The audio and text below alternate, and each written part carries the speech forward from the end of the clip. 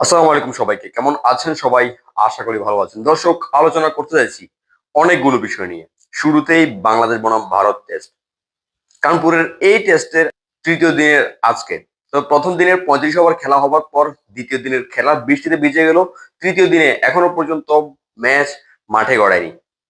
আর যার একমাত্র কারণ বৃষ্টি হিসেবে জানা গেল সেখানে বিসিসিআই এর যেই অপেশাদারিত্ব, ব্যর্থতা সেটি কিন্তু একটি বড় বিষয়। কারণ হচ্ছে গতকালকে সেখানে বৃষ্টি হয়েছে। আজকে এখনো পর্যন্ত বৃষ্টি না হলেও মাঠ খেলার জন্য প্রস্তুত নয়। বিসিসিআই তাদের চেষ্টা সর্বোচ্চটি দিয়ে যাচ্ছে ঠিক এইভাবেই। কিন্তু মাঠ এখনো খেলার জন্য প্রস্তুত নয়। এর আগে আমরা আফগানিস্তান বনাম দক্ষিণ আফ্রিকার টেস্ট দেখেছি ৫ দিনেও সেই মাঠটি খেলার জন্য প্রস্তুত হয়নি। টানা দ্বিতীয়বারের মতো বিসিসিআই এমন অপেশাদারিত্ব এবং কঠোর পরিশ্রম দেখালেও ফলাফল শূন্য।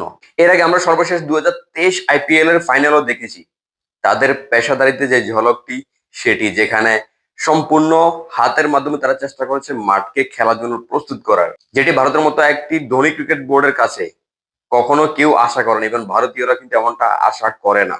কারণ ভারত ক্রিকেটের সবচেয়ে বেশি আয় করা একটি দেশ, আইসিসি কে সবচেয়ে বেশি মুনাফা দেওয়া একটি দেশ এবং আইসিসি থেকে সবচেয়ে বেশি লভ্যাংশ পাওয়া একটি ক্রিকেটীয় দেশ। সেখানে ভারতের কাছে এমনটি ভারতীয়রাও আশা করে না। সেখানে আমরা বাংলাদেশিরা কি বলবো? একসাথে দ্বিতীয় একটি বিষয় যেটি শ্রীলঙ্কা কিন্তু আজকে নিউজিল্যান্ডকে ইনিংস ব্যবধানে হারিয়েছে।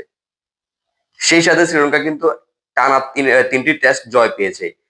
এই সিরিজে নিউজিল্যান্ডকে টানা দ্বিতীয়বারের মতো হারিয়েছে এবং সিরিজ জয় নিশ্চিত করেছে। প্রথম ম্যাচে বড় ব্যবধানে জয়, দ্বিতীয় ম্যাচে অনেক বড় ব্যবধানে জয় পেতে তবে ৮৮ রানের প্রথম ইনিংসে অল আউট হওয়া নিউজিল্যান্ড দ্বিতীয় ইনিংসে মোটামুটি ভালোই ব্যাটিং করেছে। তবে সেটি ইনিংস হার এড়ানোর জন্য যথেষ্ট ছিল না। কারণ প্রথম ইনিংসে শ্রীলঙ্কা ৬০২ রান করেছিল, যার সবচেয়ে বড় ভূমিকা ছিল কামিন্দু মেন্ডিসের, যে কিনা ১৮২ রান করেছে এবং ১৩ টেস্ট খেলে সবচেয়ে বেশি এভারেজ নিয়ে স্যার ডন ব্র্যাডম্যানের সাথে নিজের নামটি রেখেছে।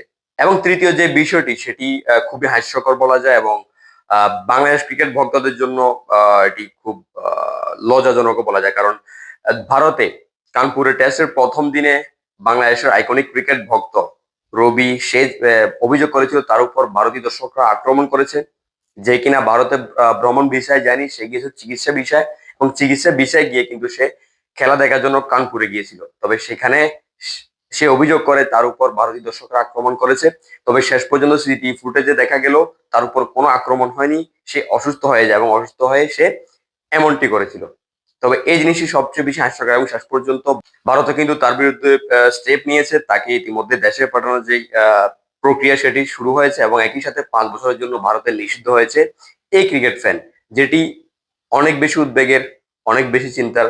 কারণ এমন ঘটনা অহরহ হতেও পারে, পরবর্তী দেখা যাবে এই ঘটনার জন্য সেটি ধামাচাপা হয়ে যেতে পারে রবি যে ঘটনাটি ঘটিয়েছে এটির জন্য।